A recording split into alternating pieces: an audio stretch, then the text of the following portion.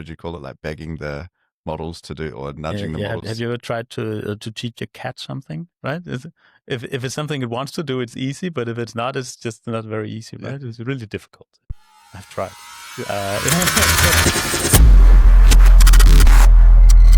Today, we're mostly going to be talking about something called a programmatic approach to text generation. Is that correct? Yeah. Yeah. Programmatic approach to text generation. What does that mean? I think internally we usually refer to it as like a fully structured way of generating documentation, which I guess in its essence is different from generating it loosely based on a set of instructions, but more finding a more hybrid approach of taking things that language models are good at generating and combining them with some more deterministic guarantees we can provide via like a programming language. In our domain, it refers to like medical documentation or like clinical documentation, producing clinical notes from be it a conversation or like some other input that we provide a model with, basically. Large language model with. And maybe just to really contextualize everything, I'm sure anyone listening to this would know, but maybe Lasse, you can also explain like, what is documentation in healthcare? Why does it exist? Is it something that's going away? Is it something that's going to remain important? And also, how do we historically do documentation? Well, when I graduated as a doctor in 2007, the way we documented was we dictated onto a tape recorder, and then a secretary would type that in, and it would be written, typewritten into the sheets of the medical record, and that was a physical thing, and that you'd have to go and find the medical record if you wanted to read what was in it. And then it became electronic, but it's still text. That is one of the primary ways of thinking about what we're doing in this case, is that we're making pieces of text to put in a medical record, but that could also be a dental record or a nurse record or any kind of thing. So it's text. So we focus, one of the things we focus a lot on is ambient documentation, where it can be difficult to get the exact output that we want. If we take the example of a doctor and a patient, they talk, and based on the transcript of that conversation, we have some models make a note, which should be as close to what the doctor would have wanted to write themselves. Specifically the doctor, not a doctor. No, that exact doctor, that's the thing, right? Yeah. And as we all know who have worked in the healthcare sectors, there are enormous differences between what people consider good documentation and styles, and what is appropriate to write and what's inappropriate to write, and how long and how short. And but first of all, getting it correct, that's one thing. Making sure that all the important facts are in there. And that's also one thing, finding out what is an important fact that needs to be noted. Like the patient having abdominal pain, yes, that's important, but the patient eating cucumbers yesterday, typically not, right? Unless you have some special reason to care about that. But patients will tell you things like that, right? Because they're not doctors, so they'll tell you everything. So finding out what needs to go in there, that's one thing. And then also making sure that we don't output things that were not said, what we call hallucinations. It can happen for a multitude of reasons, but making sure there's nothing in the documentation that shouldn't be there. And then there's the style, the writing style, and that differs a lot between different section types within a given note. The way you phrase plan items is radically different from the way you phrase the patient's experience of something happening. And different specialties will have different requirements. For example, the orthopedic surgeon typically want their notes written in a different way than the pediatric psychologist. There's just a different kind of tone in the notes. So that also needs to be accommodated for. But one of the things, and that's what we're trying to solve for, one of the main things we're trying to solve for with this structured generation is the formatting. It's so simple that it sounds stupid, but just making sure we get the right headings followed by the right content in the right order, and not the headings we don't want, and being able to control what headings we want in a section, for example. Like if you do a physical examination, it might look the patient in the mouth or in the ears and feel the neck for lymph nodes, listen to the heart and listen to the lungs and abdomen, and do all sorts of examinations. And then the typical way, of course, always exceptions, but the typical way is to have some kind of heading, like heart, colon, and then the content, lungs, colon, the content. And it's so simple, but it's not always as easy to get exactly what we want. So right now, the unstructured approach to generating these things is to find a way to persuade a large language model to do what you wish. And that's what prompt engineering is. This is finding ways to instruct this model with free text and with examples and with schematic little forms and stuff like that. And there's a whole craft of prompt engineering. But we want to take the formatting aspect of that out and put that into the hands of people like Victor. So it's not people like me who has to do that. So people like Victor can create something that's very easy, where it becomes more like a setting. Okay. Instead of trying to beg the model to do what you want, and not to do it 9 out of 10 times, but to do it every time, with no exceptions, to have complete deterministic behavior regarding these formatting things. So that takes away one part of prompt engineering. And what's left then, once you have made those settings, what's left is the actual style, the abbreviations used, the tone, the way to organize the content, what goes first, what goes last, and what to compress and stuff like that. So it leaves more refined aspects to the prompt engineers like me, and then the engineers take care of the structure. I think I'm with you. So that we need documentation for various reasons, and it needs to be in text format because we need human beings at various points in the healthcare journey to be able to read it, interpret it, interact with it. So it has to, ultimately, we have to end up with some text at some points. And as you say, in the past, it was either live documentation, maybe in some settings, more commonly like your experience after a consultation, speaking into a dictaphone and having that recording be typed up by a person. And so long as a human being at some point was typing it up, then things like grammar, structure, headings, things like that were just trivial. People knew how to do it and it was easy. Well, a specially trained medical secretary knew how to write in that exact language. And then they went, after working at a department of surgery at this and this hospital, they knew the style there. Some kind of style sort of appeared. And the secretaries taught each other, and there was like this culture of how to make a really good note there. And now that we try to replace some of that with artificial intelligence, some of those features get lost along the way. Is that right? Yeah, absolutely. And the output often tends to feel like output from a machine, right? Yeah. And we want to get away from that. We want to get close to something that feels like either what the doctor would have written themselves or what a really good medical secretary would have written. So in simple terms, is it about, we have separate discussions like with FAXR we've talked a little bit about, and other discussions about making sure that what is captured in the first place and then what's actually included in the documentation are the pertinent facts and are what's mattered. And is this, maybe it's too simple, but is this kind of about how it's captured? So like, what's the style of it? Is it grammatically correct? Like how? So like, I guess it pertains to like the two big ways we actually like approach, I guess like also evaluate how good documentation is. First of all, like the information capture aspect, right? Whereas like, do we actually get the information transferred from the conversation to the documentation in an accurate way? And then there is the thing that I guess like unlocks the usability in that, do we present the information in a way that is good for the end user or is acceptable for the end user, right? Because you can list all the information, all the correct information that would describe, I guess, a conversation. But if the person doesn't want to use it, or like the end user doesn't want to use it because it doesn't look or feel right, then it's useless, right? In the end, because then there's no adaptability. So this is kind of like the approach we're taking to, I guess, like give end users some say in how the information is presented to them in the end, such that it's useful to them. Right?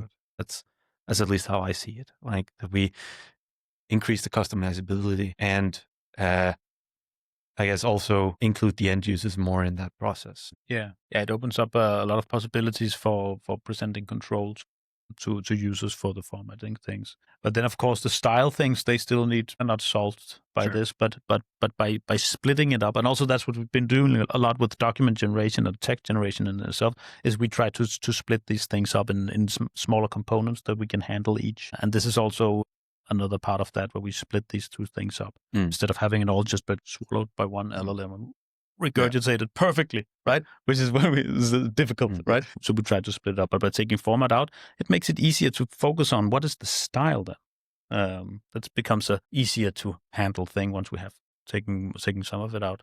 we've cleaned it up, refactored it a little bit. Yeah, makes a lot of sense. So what is this word programmatic? As you say, I'm using it a lot. Maybe you don't use it much internally, but can you give me a basic understanding of how this is different to just, what did you call it, like begging the models to do, or nudging the models? Have you ever tried to teach your cat something, right? If it's something it wants to do, it's easy, but if it's not, it's just not very easy, right? It's really difficult.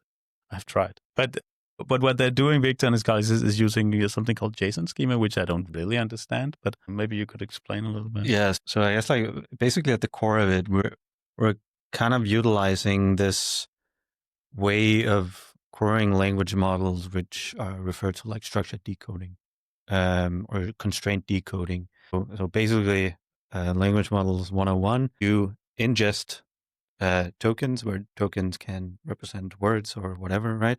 And then we, in like an autoregressive way, say where we predict a single token at a time, figure out, okay, this is our context, this is what we've encoded so far, what do I need to generate now, right? So it can be like during generating a note, right? So where it can be the patient, and then you need to like figure out, okay, what is the next token in the sequence that I want to predict, right? And language models have what we refer to as a vocabulary of tokens they can predict from, right? It can be 20,000 different tokens they can choose from.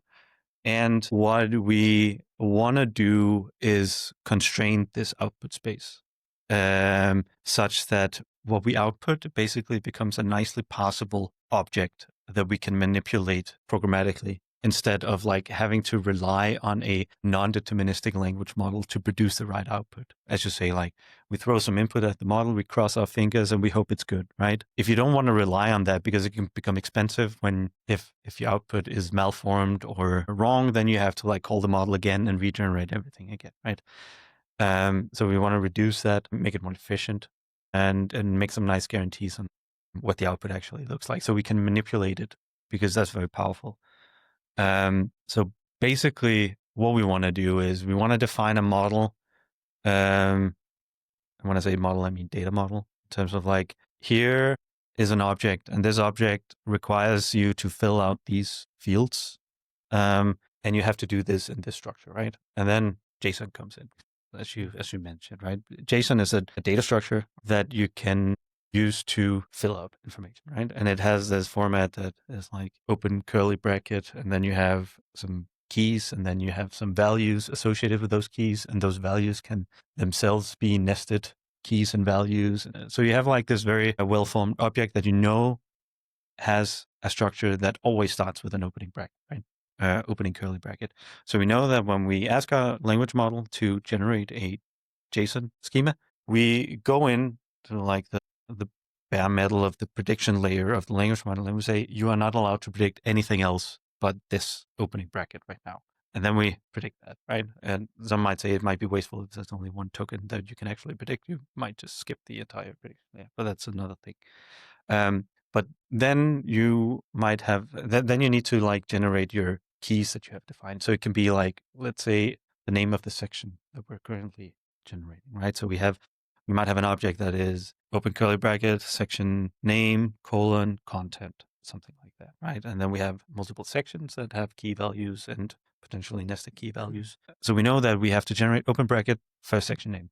So we just generate that. We always generate that. We cannot not generate that, because that is defined by the JSON schema. So it's not something the model chooses to obey? No. It has no other choice, because we basically take this JSON schema, we transform it into like regular expressions that you can, it's very computer sciencey, and then you can take that, transform it into a finite state machine, we call it, whereas basically on the token layer, you have this starting point, which is the opening curly bracket. And from here, you have only one transition option into like the quote character. And from there, you can only choose the option of generating like the first series of tokens that are associated with the section name, until it like opens up where it's like, okay, now I start my content, for example, right? If we're generating a paragraph or something like that, then we're way more loose. Then we open up the full token prediction space again. So it's this way of like dragging down a little bit of determinism on top of like this non-deterministic machine, in order to give us some guarantees on a nicely formatted output that we know obeys like this data model that we gave to it initially, right? So this is like what we have started looking way more into, like enforcing in our generation process that can give us like these guarantees that we can, in a section, for example, say you want to do some form filling where the section output can be like a binary outcome of generate this sentence or generate this sentence, right?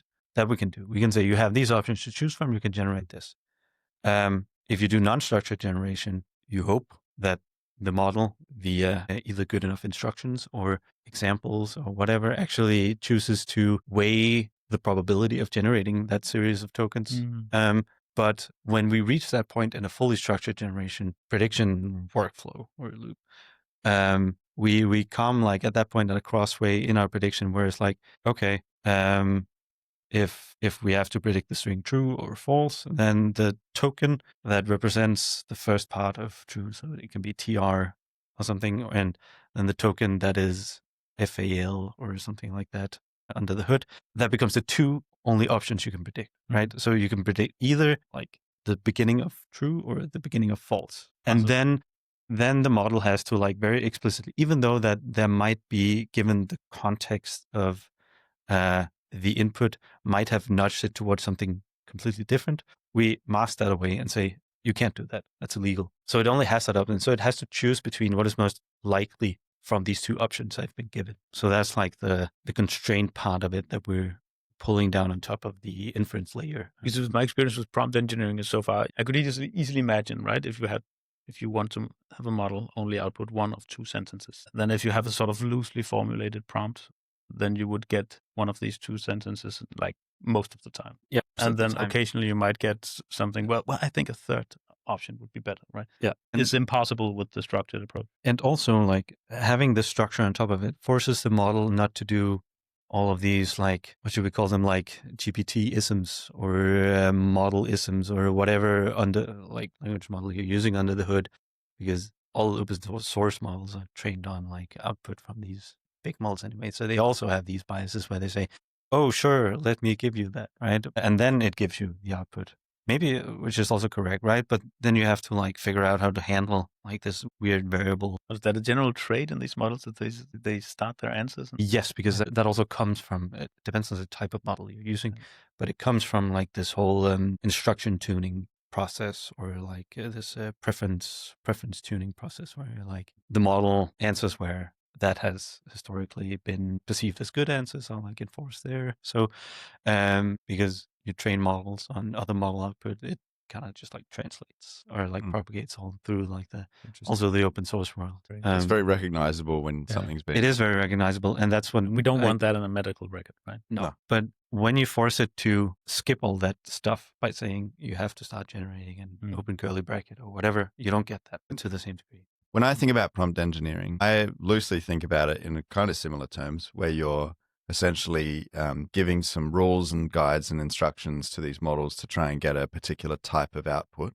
Even if I think about some of these GPT builders that like people like I use and whatnot, you're still giving it some kind of a personality in a way. It's the JSON schema piece of this. Is that an example of how you're further constraining it, or is that the key ingredient? So I'm trying to, as a layman, understand why this isn't simply prompt engineering, why this is something meaningfully different. I kept asking that also. Okay. Yeah. Is all of this in the context of using other open source models that were built for general purpose use cases and trying to kind of force them into being good at this? Is that an important piece of context for why we would even have this discussion? Or is there no such thing as a model that would not need this? No, I mean, we experiment with all types of models, even the best, right? And they still have, undesirable artifacts in the output always, right? Always. Some have it less frequently. Very big models have it less frequently because they understand the task better usually. But as you progress down in capabilities and up in like compute efficiency, for example, because there is a trade-off of how good is the quality and how fast can we actually generate something, right? Because we have users don't want to wait 10 minutes for generating a piece of documentation, and it is also widely inefficient. They don't want to pay for it. Also that maybe, right? But it's also wildly inefficient from a infrastructure standpoint, where we try to really optimize our like GPU usage to consume as few tokens, or like produce and consume as few tokens as possible while maintaining a high quality output. And what we find is that when you go down in model size to increase your compute efficiency, you bridge like the quality gap by being very strict in terms of like what you can actually produce, by being more explicit in the way that you actually phrase the task, and break it down also. So it's not like, let's say you're using the latest and greatest GPT model. It'll maybe be good 95 out of 100 times, whereas a small open source model might be good 85% out of 100, 85 times out of 100, right? When we have like this more constrained decode layer on top of it, we can increase the quality of the more efficient models while still having good enough quality that we're like happy with producing or like sending to end users, right? So it's a constant battle of money and speed and quality, I guess, right? That we have to like balance all the time. And it's a trade-off. We're also addressing at other levels. For example, instead of generating the entire node, we generate them sections by section. So we also split that up in order to be able to use smaller, faster models. So if you want to give a general task, and it's quite a big task, and it's just sort of like one big project to do, and you give it to an extremely large model, it'll probably do a pretty good job of it. Mm-hmm. But equally, it'll treat it as such. It'll take a little while to do it. It'll do a ton of calls back and forth and so forth. Yeah. So instead of doing one massive job, you split it all up and divide it across the team, so to speak. And that's what we want to do in multiple use cases. Yeah, I was just saying that that's one way of addressing this problem, but this trade-off between model, model cost and speed versus size, right? Splitting it up, like you say. But another approach is structured generation, where we use engineers to create this. It sounds like we're describing like a mold we can pour it into. I mean, it kind of is, right? And then we know that if we have like this JSON structure, and we have, let's say, now we're back to like the node again, right? And we know that we have defined these fields in a string that things like fit into. When we like take everything and use like the transform into nice readable README or whatever structure, it comes out the way we want it, like 10 out of 10 times instead of 9 out of 10 times, because that is really important to be consistent, right? I want to ask you sort of what are the downsides to this in a second, but I actually want to just go one more pass over distinguishing this from what people might correctly or incorrectly think prompt engineering is. I know we've covered it a little bit, but just is there an intuitive way of really understanding why this is not simply prompt engineering? I guess it's a part of it, right? It plays together in like a bigger, say, like orchestration. I have one way to explain. If I make a section like that and I define with the small programmatic interface that you've made available to me, where I can sort of define I want these headings and this content, and if I write 0 prompt, I will get that structure. Right. So it's more baked in. There's no way around it. It's just like this mold, and then you pour your hot metal into it, and it just takes that shape, right? So it is not prompt engineering. It's something deeper. It's something that constrains the prompt engineering results and shapes it. I guess like the prompt engineering part of it is actually generating the content itself that goes into the mold, right? And that task becomes, I'd say, easier to define as an end user if you are yourself kind of like constrained in the way that you can phrase this also, because it becomes very explicit in the way that you have to talk about things or like explain how to do it, right? Mm-hmm. So it's a way to make, I guess, like language model instructions more tailored to our use case to kind of like optimize towards that. Yep. So it's not meant to replace prompt engineering, I guess. It's more in a way to make it more efficient for people to make fewer mistakes when they do prompt engineering. Because let's talk about that, because the people, in terms of end users, for an end user, we talked about earlier an ambient documentation setting where there's a healthcare professional who wants to end up with a document that has all of the right facts and importantly has the kind of style and formatting and so forth that suits them and their kind of own self-expression. when do they interact with this new approach? Is it something that's purely behind the scenes that makes that happen more kind of naturally and automatically? Will they notice that they interact with the document in a different way as a result of this? I guess like users will have to interact with this in a way that adheres to like the interface or schema that we kind of define or allow people to define that task with, right? So, but they can do so much more efficiently than if we had just, open up a straight up prompt to the end user, because Lasse has spent, I don't know how long, bashing his head against all the different language models when we test them out in terms of like actually providing the right output. And we don't want users to have to go through that process in order for them to be efficient in using our features. They shouldn't be teaching cats. It's no, exactly. We should have done all the groundwork to make this as easy for users as possible so they can get like going immediately. Yeah, and I'm quite sure I'm not the greatest prompt engineer out there, but you shouldn't have to be, right? We want to make a system where you don't have to be a prompt engineer to use it. The format thing should it depends on how it's exposed to the user in some kind of front end.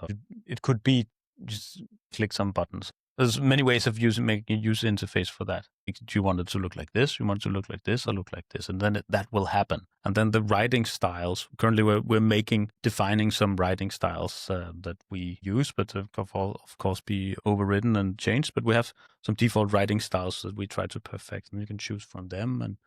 And there's fields for more instructions if you want to add some other things. Those are just examples of how you could use this so that the formatting is split out. It's its own thing. It's just clicking the buttons you like. So it doesn't require you to be a master prompt engineer to get the format you want. The more complex instructions you give it in terms of structure and language and examples and compression or whatever you want, the more complex it gets, the more difficult it gets for the model to do it. And if you do like generate a note in the simplest way where you have the entire transcript and you have like some kind of preamble wrapper prompt with some general instructions, then you have your prompt that specifies all of your sections. And you have, for example, the first section must be like this with both writing style and formatting instructions. And then there's different ones for the other sections. Then it becomes an extremely complex task. And the more complex it gets, the more likely it is that it just doesn't give the results you want. So by splitting it up so that we distribute the content to the right sections and then make each section a writing task in isolation, then we've already made the task much simpler.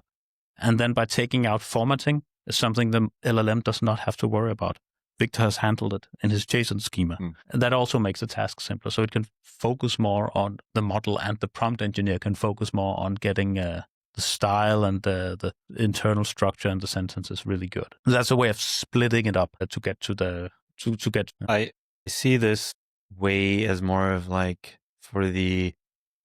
this option as more of an option for the advanced user that is a little bit picky in terms of like doesn't want the standard template sections that we might offer, because we also do that, right? And that might want a little bit more control in terms of like how has more opinions about like how things should look in order for them to in order for it to require less interaction from like the user afterwards to edit the documentation afterwards into their personal style, flair, whatever. So it's a way of, I guess, like advanced users to take advantage of some guarantees that we can give them by providing that, okay, if you say that you want this subheader and the content relevant to this subheader, you will get it, and you will get it formatted like this if it exists, right?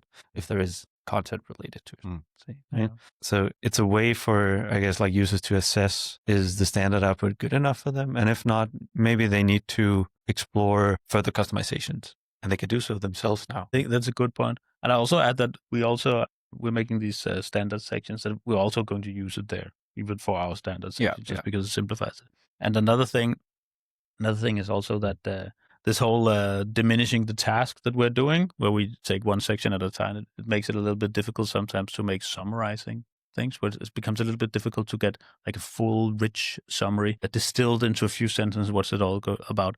But this approach, it allows us to do chain of thought prompting within each section, so that we, if we want to get a real good summary, then we feed that section all of the information and then have it think a little bit about it. and then output the conclusion of its thoughts, and then we delete the thoughts Right. and just give the conclusion. Then we get a super high quality summary. So the downside of the sort of fragmenting that you were talking about, the splitting up of the task earlier, is that then if you do want something that is kind of a Holistic. holistic, is that now it needs to piece all the puzzle back together again. Yeah, then we need this also because it opens up this opportunity. Very cool. Yeah. And the piece that you're talking about earlier with for the quote unquote advanced users that want to really make sure that the note looks and sounds like them, all the way down to kind of style and so forth. That's actually really common, right? It makes it sound like a kind of like an edge case, so to speak. But when you've been in this healthcare industry for a little while, Lassie, you know this better than the two of us, but it's not good enough that notes are like purely accurately representing what went on in the consultation, right? It's a big pain point for healthcare professionals, doctors, and so forth to have a robot represent them in the documentation. They don't want to be represented by a kind of, as you said earlier, these kind of, that's a great point. Let me summarize that for you, like any of that nonsense at the beginning. So it's actually, I would say most users who want to have their own personality and style represented in there. Well, there was just 2 randomized trials published recently that showed that although ambient dictation technologies, they do reduce work time. There's very little documentation time reduction actually in these trials. So it works, but it was not as miraculous as we could have hoped. And I can easily imagine, and that's also what we struggle to hear from users and discuss with users is how can we reduce the time they need to spend editing the note. That's what it's all about. We want the output to be so good that the user thinks this is what I would have written, because it has to be something that feels right for the user, because it's a legal document, what they write in the medical record. It will be read by people, both by the patient who wants to know what's going on, and you want something that reflects you and that's trustworthy and does not smell of some chatbot, right? And also it might be read by people who are highly critical, like hostile lawyers or angry patients or stuff like that, who might look for flaws and faults. And if it feels like it was some kind of chatbot writing it, I would imagine it's not necessarily very good. So you want it to be completely solid and represent exactly what you would have done. And that's what makes people edit the notes, even though they might be factually correct. It's not as clear as they want. It might not have the right phrasing or the right style, and they want to actually own it. So that's what we're trying to solve for, to make it feel like they can really own it. And we're taking some good steps in that direction, but we need to take further steps in terms of making the individual user's voice actually come down instead of some generic good clinician voice, which we're doing right now. We want to add that individual user's voice, but that's another technical problem to solve. As you say, Lasse, like the sort of tech adoption piece of this, whether or not people are going to use it at all.